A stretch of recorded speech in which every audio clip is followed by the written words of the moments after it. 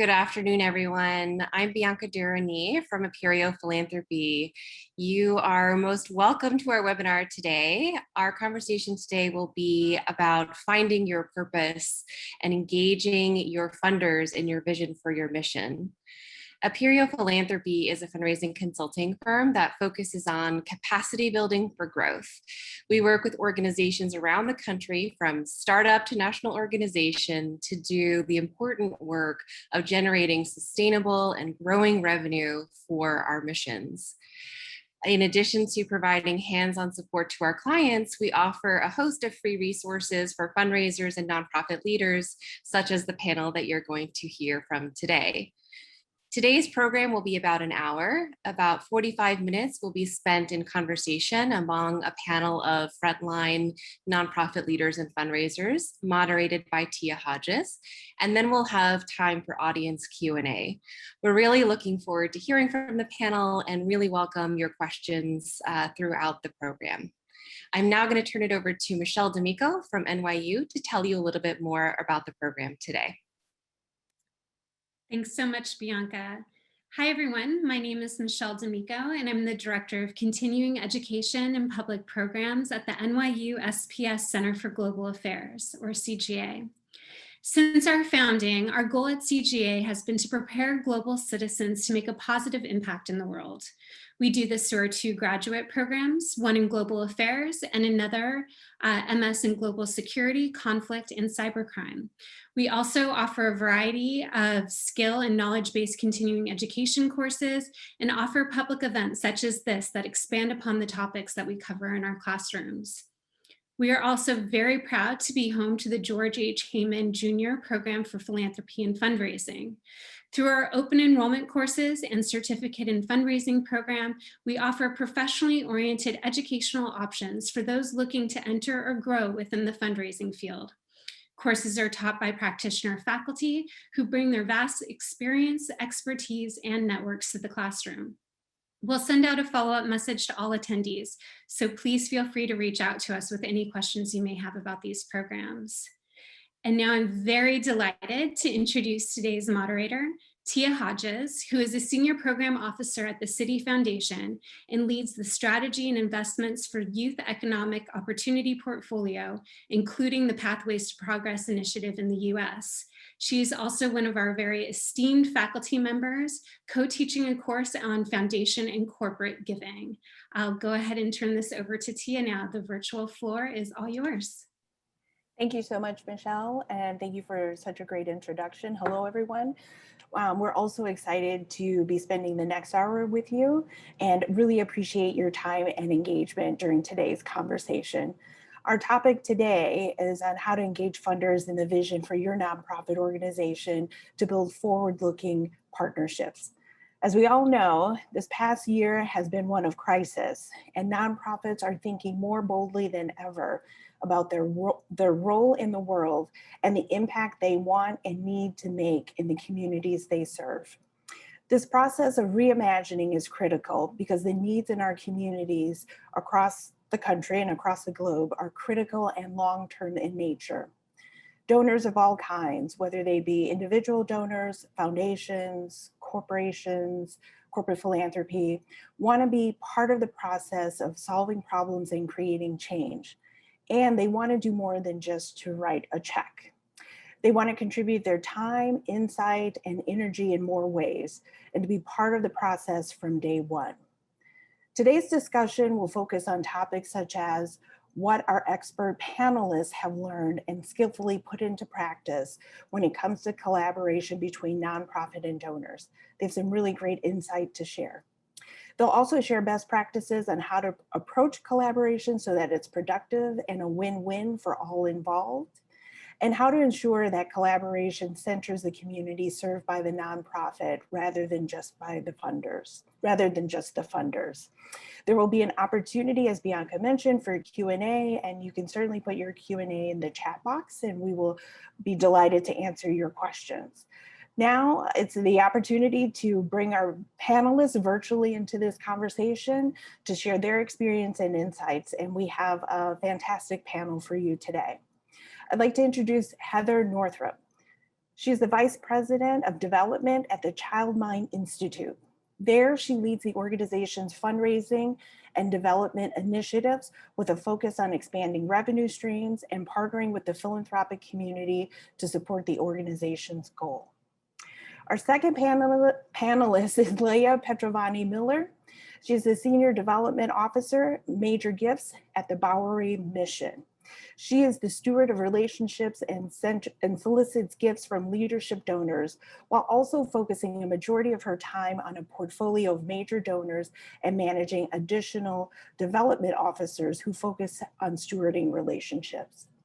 Next, we have Nancy Saxon joining us. She is the Senior Director of Development at the San Francisco-Marin Food Bank, where she oversees institutional giving, major gifts, and campaign fundraising. Currently, Nancy is leading her team to unprecedented fundraising growth to meet the unprecedented need in the wake of the pandemic. And finally, joining us is Jen Szapiro Fast. She's the Managing Director, Institutional Relations at the National Audubon Society. Jen brings expertise in developing strategic partnerships with institutional funders to solve complex problems. So please join me in welcoming our panelists, and let's get started. So I'm going to start with the first question, obviously, to get us started and grounded in the conversation, in hearing about your experiences during the past year. What information or insight can you share about how your organization was affected, and what did you learn about your purpose?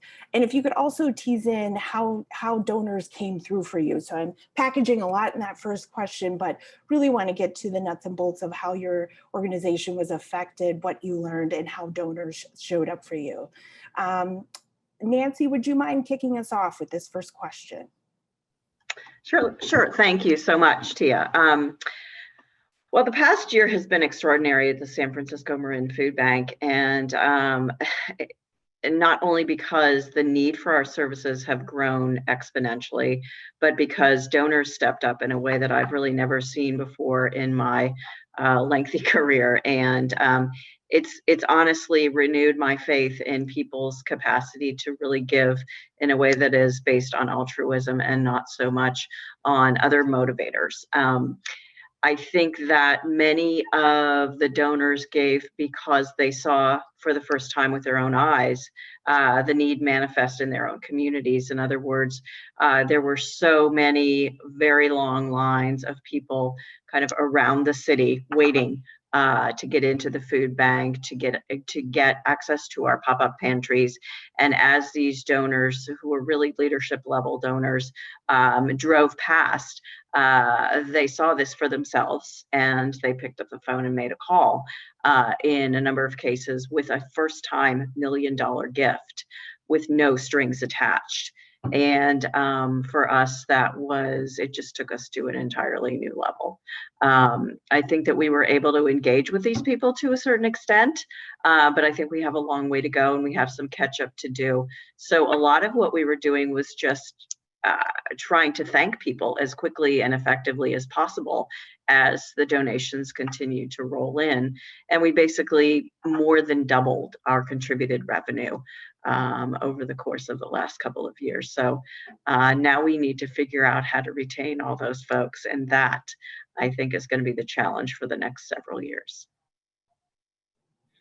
Thank you. Heather, would you tell us about your experiences this past year, and what did you learn, and how did donors come through for the Child Mind Institute? Thank you, Tia. I'm grateful to be here today. Very similar to Nancy, actually, in that coming into the pandemic, I think a bit nervous about a public health crisis and likely a financial crisis as well, and how that would impact our fundraising. We also rely quite a bit on in-person event revenue every year. So that was a big question mark. But we were incredibly, I think, surprised and really grateful for the outpouring of support. The Child Mind Institute is a leading independent national nonprofit dedicated to transforming the lives of children with mental health and learning disorders. our work is focused on care, education, and science. And I think, many nonprofit missions have really rung true during this pandemic. And I think the critical needs of mental health, especially for children and adolescents, has been on a lot of people's minds. So our work typically focuses on the 1 in 5 children who have a diagnosable mental health or learning disorder. But we know during this time, every parent is worried about their child. Parents and educators are really looking for resources. So we've really been trying to step up in that sense. In terms of some kind of recent stats we've been looking at in terms of showing this growth over the last year. So we saw a 98% increase in donors who gave $100 or less year over year, and 187% increase in foundation support as compared to 2019. So that was a big piece for us. I think the foundations especially have really stepped up with a focus on access and distribution of our resources to communities in need. So some big partnerships around reaching hard to reach communities in rural settings, inner city, Spanish speaking communities. We've really tried to translate all of our online resources into Spanish, provide Facebook Lives in Spanish, things like that. So that has been a noticeable piece that we look forward to continuing and certainly supporting our work. Thank you. Jen, I really want to get you into this conversation. Would love to hear your perspective, especially the expertise that you bring in terms of strategic partnerships with institutional funders and any additional insights you can share. Sure. Hi, everyone. Really pleased to be here today.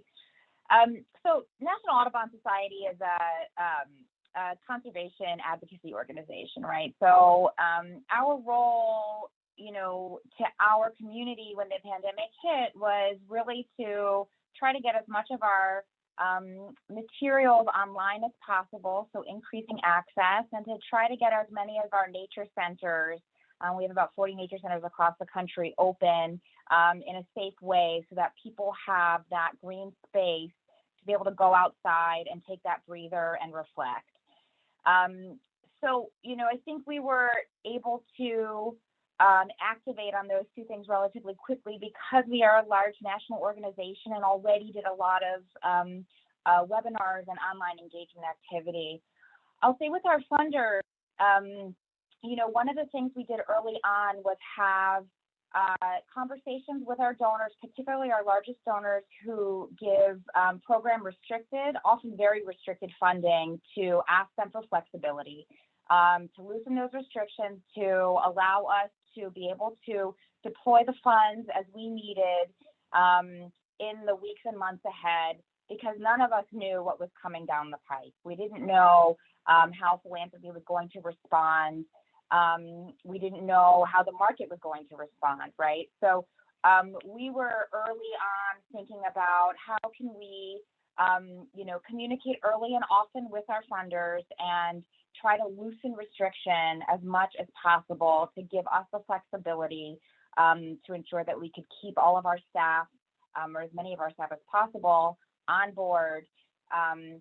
And we were, I wouldn't say surprised, but grateful that the vast majority of our funders were absolutely willing to lift restriction. And so that gave us then an opportunity. So similarly to how Nancy shared that, donors increased their giving level, or maybe there were a number of new first-time donors, and now the key is either to get them to stay at that new giving level or to stay on as donors. Now, what we're focusing on is how do we keep these partnerships with our institutional funders as unrestricted as possible. And that's something that we've been increasingly moving towards and having conversations on over the last 2 years. And with the conversations spurred by the pandemic, we're now there. So we've got this precedent where they did loosen the restrictions, and now we want to keep them there. Thank you. And Leah, I really want to get your insight, especially as the impact to the Bowery Mission and how your organization was impacted, and also how donors showed up for you. And I'm starting to hear some themes, but would really appreciate your insight in terms of what the response has been from the community. Sure. Thank you, Tia. And it's lovely to be here together with all of you today. So for those who are unaware, the Bowery Mission is a New York City-based agency that works primarily with people in New York City experiencing homelessness or food insecurity. And so as you might imagine, when the pandemic hit, we were met with a lot of unknowns, as many of us were. We receive about 97% of our food donated in kind, and restaurants and farms and grocery stores were either closing down or overrun. You know, I bet all of us can remember a time at the beginning of the pandemic when we went to the grocery store and the aisles were all bare because all of us were unsure about what was to come. And so, you know, we were met with the question of, are we no longer going to be able to get free food, and will we have to purchase food? We weren't sure what was happening with the market and with our donors. And then simultaneously, we were seeing on some days our lines double in size for our guests who never thought they would be in line waiting for food, coming to us for food, or those who never thought they would need shelter, needing to come to us for emergency shelter for the very first time. So it was a time of so much uncertainty and fear for those that we serve and for our neighbors and our community, but then also for the organization too. And then we all had the same question of, will our donors be able to still support, increase support, and stand with us during this challenging season? And now looking back, there are so many moments of, Jen, I think you put it really well, perhaps not surprise, but incredible gratitude of the ways that our donors really partnered with us. There were a lot of our partners who gave extra gifts at the beginning of the pandemic and just said, use this in whatever way you need to. Really gratefully, every week where we weren't sure where our food would come from, new partners would come in and help fill the gap for that time. And we saw many new donors for the first time. Our work was getting a lot of media coverage, and we would get calls from donors saying, I didn't take the family vacation that I thought I was going to and thought you could use this money. One thing that was really meaningful to us when the first stimulus checks came out, we started seeing a lot of gifts of $1,200. And as we called those donors to thank them, we heard people saying, you know, I received this stimulus check and I thought that someone else who didn't have a home or didn't know where their next meal was going to come from would need it more than I would. And these are not donors who are making millions of dollars if they qualified for a stimulus check. It was just such a moment of realizing that we as neighbors are in this together. And there was a lot of that increased community commitment that we saw last year, which was really meaningful to us. And then I would also say, similarly to what others have shared, now that we're entering kind of year 2, we're in conversations with those donors and partners who made their first gift during the height of the pandemic, now thinking of, what does increased long-term sustained partnership look like? What does the future of our organization look like with an increased capacity of giving, perhaps? And in a lot of ways, we actually reaffirmed the basis of what we've been doing, which is providing truly tailored and individualized services for everyone who walks through our doors, because those who come to us come with different needs, and we want the flexibility to be able to meet them where they are with the services that are right and tailored for those needs. And of course, that more individualized approach does require more funding. So, you know, it's been a time of so much flexibility and having to think on our feet and be creative. And Nancy, I really resonate with what you said about making sure that we just thank people well, because those first time givers, it's kind of like that first date. You know, you want to make a good impression and share with them the positive impact that their giving is making in a time where we can't take them in person and show them, you know, in a tour. So we're using a lot of video assets and FaceTime, selfie videos and webinar style events to engage with our donors and partners. Thank you so much. am hearing a couple of themes. One, there's been an overwhelming response from donors, even first-time donors, and unrestricted. So you know, a lot of donors, philanthropies, individuals have opened up the floodgates in terms of unrestricted, making sure that their money is unrestricted, which is great to hear. And this question wasn't originally in our set of questions, so to speak, but just given the theme, would love to spend a minute or two on it. How are you all, and Jen started to allude to this, really thinking about how do you keep donors in that path or on that pathway to continue to donate, for especially in long term? You know, you always have to eat, you always have to have a place to stay. There, you know, there are a lot of all musts that we must have in this life in order to live to our full potential as individuals. But curious how you're helping donors think about this, they're giving in terms of long-term and in particular unrestricted, right? That is the holy grail to allow you to be able to do the things and to have the flexibility. So I don't know, Leah, if you want to continue, and then others to also jump in terms of how, what strategies or tactics are you deploying to make sure that that happens? Sure. We're in an interesting space because we were already in a journey with a lot of our donors toward transitioning from restricted to unrestricted giving. And I would really attribute that shift to building trust-based relationships with our donors. You know, we were in a capital campaign in 2014, 2015, and the majority of those major gifts to that campaign were incredibly restricted. And going back to those same donors and conversations with them now, they've since been able to build relationships with our executive leaders and our organization in a way that they are able to really entrust those funds because they believe that the decisions being made by the organization is the right one for that moment. So for anyone who's struggling with a specific donor who has restricted giving or is giving perhaps with some strings attached that might not be the right fit for your organization this moment, I would really think through what is the donor's objective in their giving and how can we figure out a partnership between the donor and what they're trying to achieve through their giving and the organization and its mission. We always want to make sure that gifts to an organization really are what the organization needs in that moment. And sometimes that means making a really difficult decision and saying no to a donor. We had to do that last year. It was right before COVID hit in February. A donor called in and said, I'd like to make a gift. I think it was of 6 figures. I'd like to make a 6-figure gift for this specific thing. And it wasn't mission center for our organization at that time. And we had to say no. But through that conversation, explaining why it was a no, explaining where our priorities were, why this was a shift from our main focus in that time, the donor still made the gift. And, you know, that story has a happy ending and not all of them have that ending. But I think you have to have the fortitude to realize that we are all here to support the missions of the organizations that we're tasked to fundraise for. And if a donor wants to partner with us, amazing, but we always need to remember that we're here to serve the organization.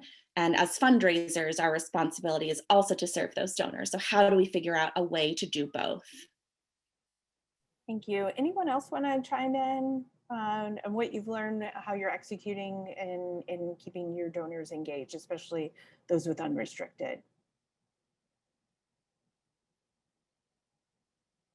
I'll chime in here, Tia, and just piggyback on what Leah was saying. I think because our organizations have similar missions and purposes, it kind of is a good segue. I think that we're doing 2 things to try to retain these donors. And number 1 is for the new donors to get to know them and to get to spend time really finding out what resonates with them and what pulls at their heartstrings and how they want to give, most importantly. And then number 2, really taking our message and pivoting it in a way that makes it longer term. and that clearly identifies the longer term impact. So we're not just serving the increased need that has occurred as a result of COVID. We're emphasizing that the need was already there, and that it had grown exponentially over the years, and that it will continue to exist well beyond, the pandemic, as it were. I think that the other thing we're thinking about is, again, restricted versus unrestricted giving.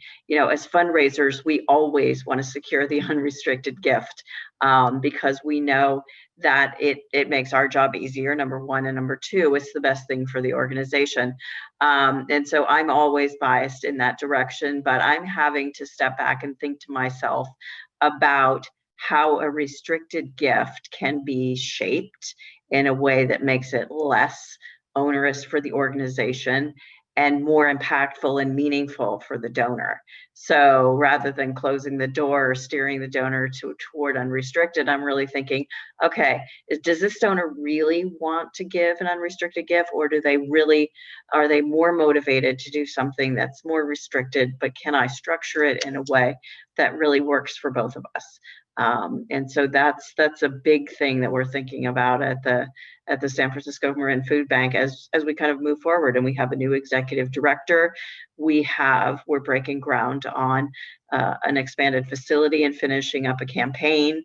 And so I'm just so excited about all the opportunity right now that has come out of really what has been a global tragedy. So that's where we are sort of standing on that front.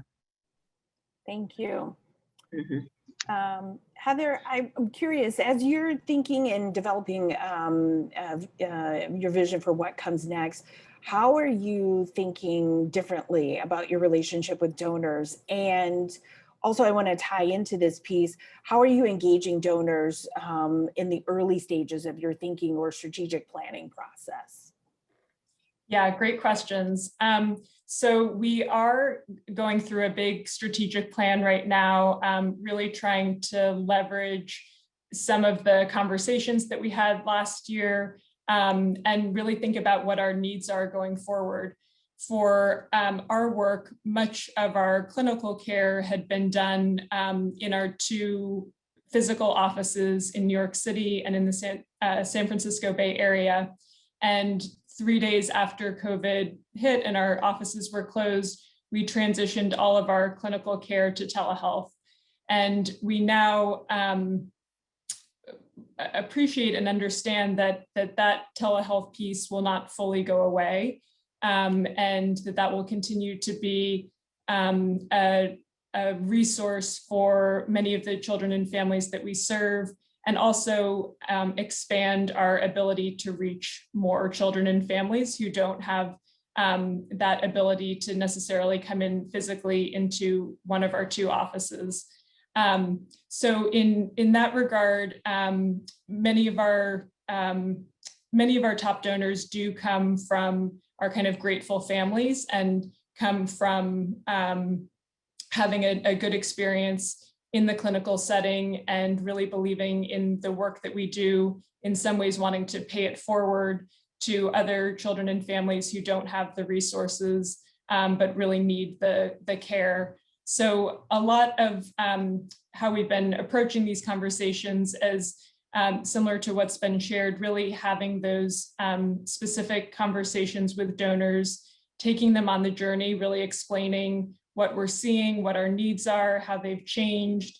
And then also being open that we don't know what is to come. And 2020 was a great example of that. But what we do know is children's mental health care is more important than ever.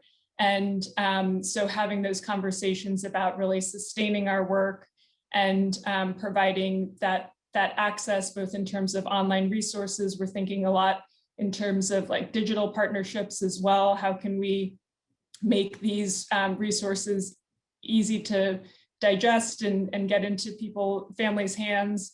We have some global partnerships that are on the brink of really developing. So I think the two key pieces being personalizing those conversations with donors as best as possible and really taking them on the journey with us as our needs develop.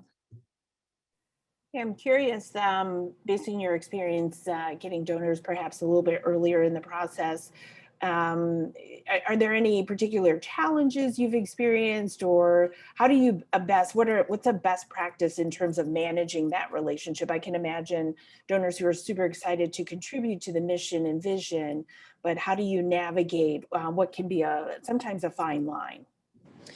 For sure. So we do use our board leadership, and we have some other volunteer leadership groups at the organization, and they've been really helpful in introducing friends, colleagues, their network to the organization. Oftentimes our events have been a great place for that as well, for people to learn about our work, and then our development team kind of following up specifically with donors to encourage them to learn more. And we've also been focusing on a Grateful Family program, so partnering with our clinicians to help identify families that are having a good experience and building off of that as well.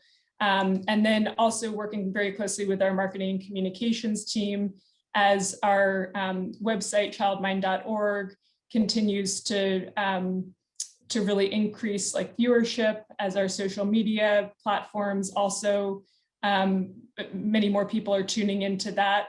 How can we help kind of translate some of that viewership into meaningful support for our mission and the work that we do? Thank you. Jen, I would love to get you into this conversation as well, in terms of how the National Audubon Society and yourself are engaging donors, perhaps in the early stages, or in particular, if there's a strategic planning process. Sure. So, I think one of the most important things is to engage donors early and often in strategic planning. And, to your last question, Tia, sometimes that can be a challenge because you want to walk the line of authentically asking for input, and at the same time, not everyone's input and vision can be incorporated into the final strategic plan. So I think it's about really being thoughtful and creating the guideposts, where you want input, how you will use it, being very transparent. Another way that we found that works really well is to hold very small group donor roundtables for donors that have an interest in maybe a specific strategic priority area of ours. So maybe it's climate, maybe it's water, maybe it's healthy forests. And bring on our subject matter experts to kind of present, maybe two directions that they're thinking, or what opportunities are, but this is what it would cost, and getting donor feedback in this very small group setting with some of their peers to actually weigh in at a particular juncture in the strategic planning process. And those small group donor sessions are also great opportunities for the donors that are closest to us to act as validators, open the door, and bring in some of their, other peers. And, something that I came from the food insecurity space before joining the conservation space, and something that was a learning curve for me is that a number of our donors are scientists and lifelong conservationists, and they're subject matter experts. And so they, aren't always going to have the most substantive conversation with me. I mean, I try my best, but it's not going to be the same level of conversation that they can have with their chief scientist. And so really making sure that I'm working closely with my, strategy and program colleagues, coaching them on conversations and donor strategy, and helping to make those matches so that our donors are really getting a fulfilling experience, and that we are genuinely able to take advantage of their expertise and help it inform our strategic planning process.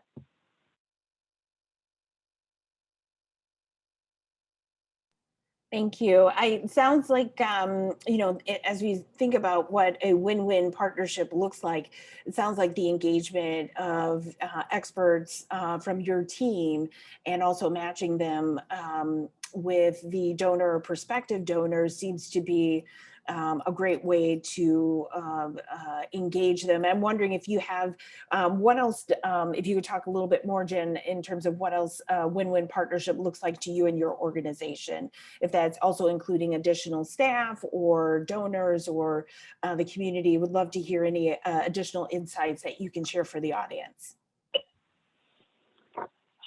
Well, I think it depends on the partnership. If we're thinking about, let's say, a particular corporate partnership that maybe starts at a local level, maybe local engagement, being able to strengthen that initial relationship so that it can help us open the doors to a more national partnership. So we know that it will help our local, corporate philanthropy contacts.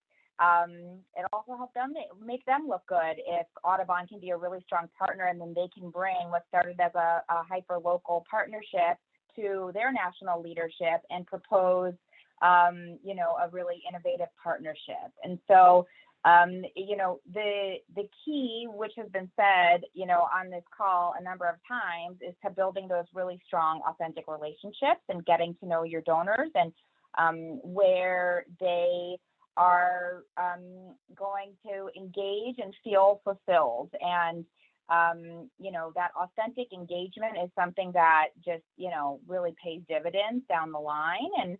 And depending on the relationship, I think there are all, different avenues that we approach to either expand the relationship and just make sure that it's, a win-win for everyone involved.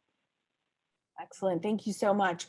I want to bring in both Nancy and Leah on this next question, and that's, looking at the win-win partnership, but also there's a tension between what's a win for the community. So how do you ensure a win-win partnership is also a win for the community served by your respective organizations? This has been a big year with regards to food insecurity. Has always been big, but this year in particular with COVID, tremendous amount of job losses, etc. So I'm wondering, how do you weigh the balance between making sure your community is centered in the work that is happening and the donors that you're engaging, rather than it being all about the donors in and of themselves?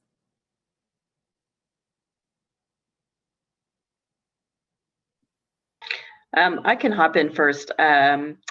I think that it's been an interesting experience from the perspective of seeing how the donors are kind of engaging in this partnership, as it were.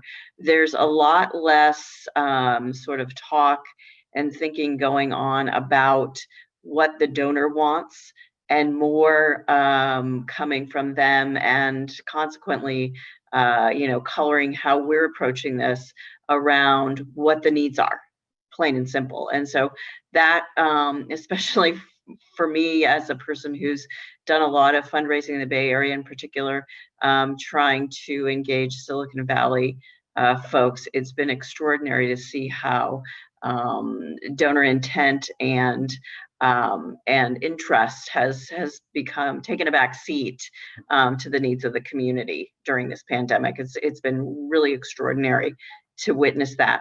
But I do think that the other thing that we've started to do a lot more of is not just slap the Band-Aid on, as it were, by providing the food, but really starting to look very carefully at the communities we're serving and what they have to say about the community needs and the root causes of the food insecurity that we're seeing. It's not just about the current employment statistics and the current economic climate. It's really about things that are systemic, that have existed in those communities for a very long time, and about a lot of equity issues that are tied up in that as well. And so we're kind of trying to walk a fine line there, and really move more into the causes space and be less about reacting to the effects.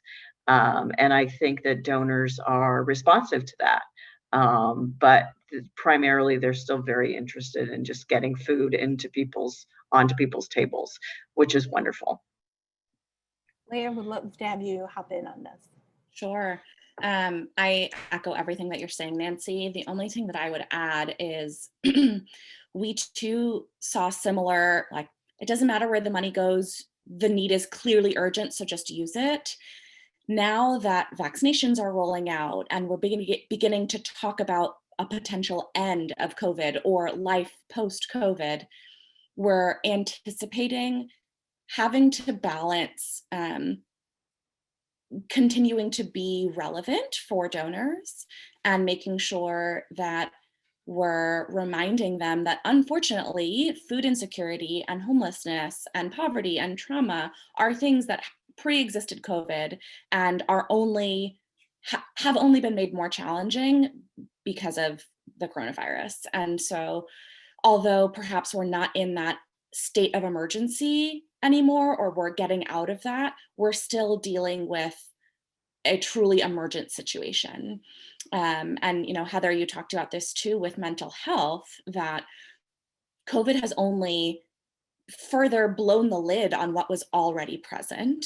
And I think we're seeing that with so many different injustices, that COVID has only widened the chasm between those who have much and those who lack access. And so we're trying to center our conversations with donors around long-term partnerships and long-term solutions, and how can they be part of truly ending this crisis. And I think that's a way to not become fatigued by this constant emergency, is paint a picture of a hopeful future that we truly believe is possible if we partner together and we work together. I think that's really important in fundraising in general, especially in spaces of crises, which we're all in, that, everyone is aware that the need is great. There are thousands, hundreds of thousands of nonprofits that are doing worthy things that we can all be supporting. How can we bring donors into a space of positivity and hope, sharing stories of people who have been impacted by the services, if possible, connecting the donors to those people so that meeting the need feels closer. I think that will become even more important in this next season, so that we don't become tired and are still reaffirmed in the purpose of our work. Thank you. All of you have inspired us to think bigger about purpose and partnerships, and how you're approaching your work, especially in such unprecedented times, one from the needs that are in the community, as well as donors who are meeting the moment.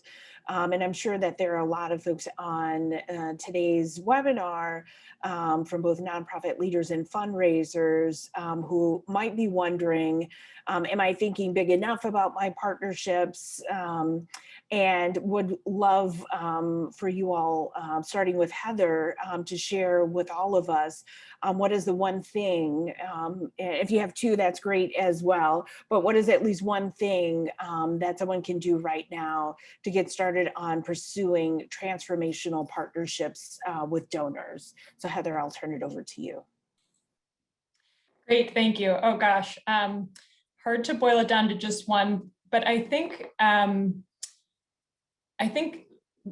building upon what Nancy shared in terms of, and it feels almost counterintuitive, this not always being driven and kind of reactive towards what donors want, but being very clear and steady in what your organization's priorities are.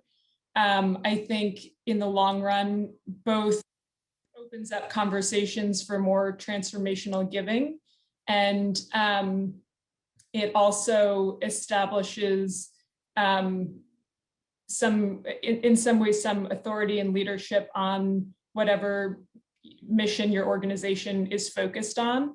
I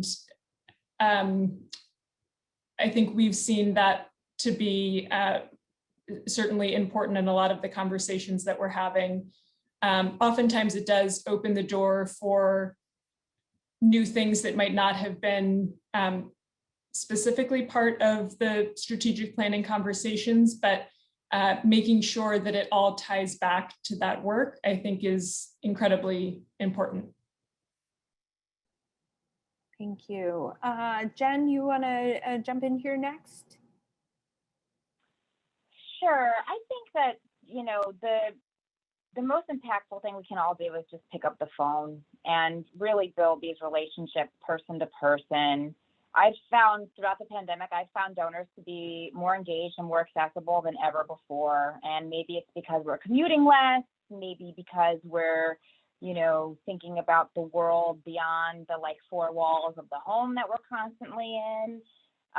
But I mean, even just yesterday, I got on the phone for the first time with a lawyer for a donor of ours who we're negotiating a deal with, and he had this reputation of being very prickly. And yesterday I spoke with him. He's based in Canada, and I found out that you know, he hadn't seen his 16-month-old granddaughter in over a year, and he's missing his family in LA. And you know, it just kind of changed the dynamic of the relationship, and everyone's going through, you know, something during this pandemic. And we know that people give money to people. And so the best thing we can do is just really build those authentic relationships, take advantage of this open line of communication that, in my perspective, is more open than it's ever been in my, you know, 20-year career in fundraising. Thank you. It sounds like fundraising with humanity in mind, and a great opportunity to build those partnerships. Leah, would love to have you join this dialogue as well. Yeah. One thing that I would encourage you to do when you're thinking about what a transformational gift could be is to think about who the donors or potential partners are that would be inspired by something that's never been done before. Because I do think it is an archetype of a donor. There are some donors who really want to see the data and see that it's been proven before and ensure that the organization can achieve its goals. That's probably a different donor than one who has an entrepreneurial spirit or is visionary themselves and enjoys thinking through ways that we can try something that's never been done before that could potentially have an impact that has never been had before. That's the type of donor who would be inspired by something new, something bigger. And so I think it's really important to make the right ask for the right person.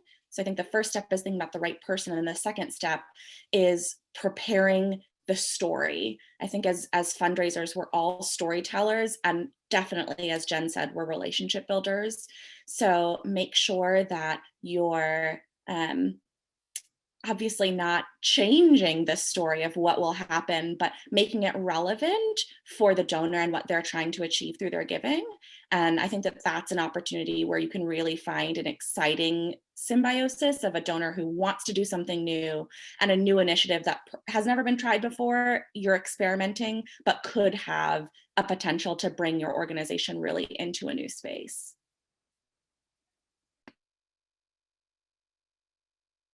Nancy? I think I would just piggyback on what both Jen and Leah said, unfortunately, since I'm the last one to answer the question. I think this is an extraordinary time in that our donors are almost a captive audience in a way. They're just a phone call away. And so you can pick up the phone, you can be a little less formal with them, you can be a little more personal, because they are in a space where they really want to talk to somebody. They want to talk to us. They don't want, you know, whereas usually they might be consumed with work and travel and all these other things. Maybe right now they're a little more receptive to our calls and to our messages. So I would say remember that relationship and kind of the personal touch as you pick up the phone. The second thing, I do think that what Leah was saying about, you know, kind of what you're telling people is essential. And I would just say, make sure your messages are clear, concise, and that everybody in your organization is on the same page, so that it is apparent to the donor that that there is a single focus coming out of the pandemic. I think that a lot of organizations are going to be struggling to articulate where they are post-pandemic and where they're going. And I think a clear and concise message that really articulates a realistic sort of a vision for the next couple of years and what that might bring and how donors might get involved on a multi-year sort of long-term basis, longer-term basis is going to be really essential. Thank you. Fantastic insight from our expert panelists, and really appreciate you boiling it down for everyone on today's call. We do have a few questions. We'd love to get to those. We will do this popcorn style. So if the question resonates, feel free to jump in. Our first question is, have you been soliciting major gift donors that you haven't met before, specifically for major gifts? And if yes, what are your strategies around that? Have you been doing so virtually, Zoom, Teams? I think that might be Microsoft Teams and or phone calls. I can start. Yes is the answer. I think the best way to find new potential major donors is through your existing donors. So make sure that for donors who you think are community builders and door openers, you're always asking, do you know anyone who would be similarly compelled by what we're doing here that would be open to a conversation? I would never encourage anyone to make an ask on the first conversation. You first want to build a relationship with that person and have more of a casual conversation, and then move on to, we talk about the tour. So sometimes that's an in-person tour, obviously in this virtual world. That can be a video that shows what is happening on the ground, if your organization has an on the ground. If it doesn't, that could be a very simple, have a Zoom meeting with one of your program colleagues and record it, and then turn that recording into a very short video, maybe 3-5 minutes, where that person is sharing firsthand from their experience of what your organization's doing. Then you can move into more of a conversation. If you have a case statement, if you don't have one, you should build one, where you're sitting down with a donor and really sharing with them the overall vision, the need that your organization's meeting, your plans for the future, your budget. And then after that, you would ask for their permission to ask them for a gift, and then have the ask conversation. So you're really building up to that point. And all along the way, you're asking them questions about what they like to give to, how they like to be involved in their community, organizations that mean the most to them, asking them to share stories of what matters in their lives, those kinds of things, so that you can get those breadcrumbs along the way of building to an ask that is relevant and exciting and will be easy for that person to say yes. Excellent, thank you. I'm going to move on to our second question. Does anyone have any advice for international organizations, either fundraising globally or trying to tap into funding in the US?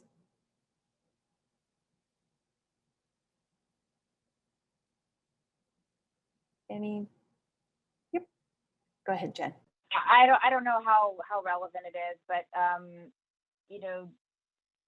the way that at National Audubon Society, so I mentioned that we're a conservation advocacy organization, and we're organized around birds as indicators of environmental health. And so we track certain indicator species of birds, and when their numbers decline, we look at what the on the ground reality is to why these numbers are declining. And more often than not, it's climate change. But in terms of fundraising internationally, the way that we've been able to, or fundraising for programs that we have internationally, we've been able to find the link, right? So we meet donors who are really passionate about the birds that they grew up with, whether it's in New England and they're passionate about the sound of the loon, and then you follow where the loon migrates, and then that takes you to South America.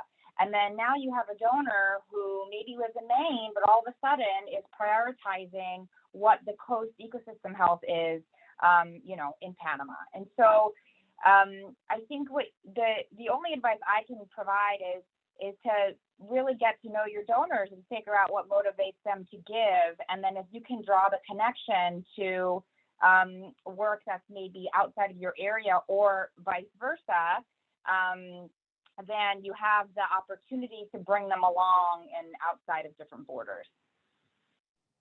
Thank you. Our third question is from someone who works at a nonprofit that focuses on drowning prevention. So as a nonprofit that has a less tangible goal, how do I identify new potential donors? We struggle with finding people who prioritize our nonprofit's goal and want to donate.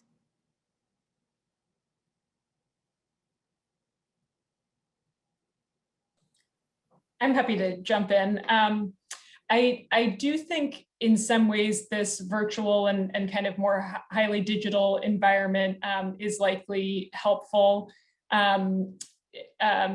to support kind of identifying donors and supporting a mission like that. I would also probably think about it all the steps beyond drowning. So it's probably parents thinking about that's probably a huge concern of young parents. So then building off of looking for donors, both who fit that profile, and then also might be especially interested in supporting organizations and efforts related to children, related to health, and areas like that. So trying to apply the mission to maybe some broader themes and engaging that way. I also think building a strong board of directors or a strong group of donors who are especially interested in the mission and very committed to the work, for them to also leverage their networks and kind of build from there. As we've mentioned on this call, I think the personal relationships people give to people, that kind of thought process and building off of that often, I think works very well. Thank you. We're going to try to squeeze in one final question. We have about a minute or so for an answer. I'm going to throw this out to everyone, although it does mention Heather specifically. Heather mentioned leads through events. How or will events change in the next year given the pandemic? Would love to have anyone chime in. I'm happy to start. I think two things. So we did turn our events virtual last year. And I would say the number of people who attended, quote unquote, was down from previous years, but we were able to maintain fundraising, which was, especially important to our work. As we're looking ahead to this year, we're certainly facing big Zoom fatigue for our donors. I think we're being very upfront with just putting that out there. Again, really trying to move some of our donors away from specific event giving and to really focus on our mission and supporting our work, whether or not they are able to tune in virtually.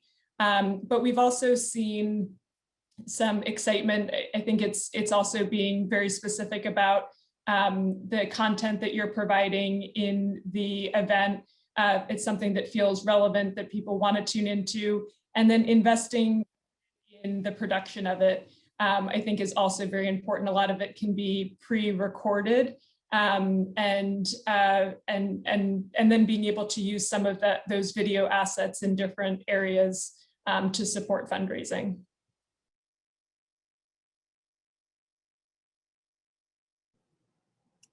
Okay. Thank you very much. I'm actually going to close out the questions. And Bianca, I think I have to turn it over to you or Michelle to close this out and bring us home.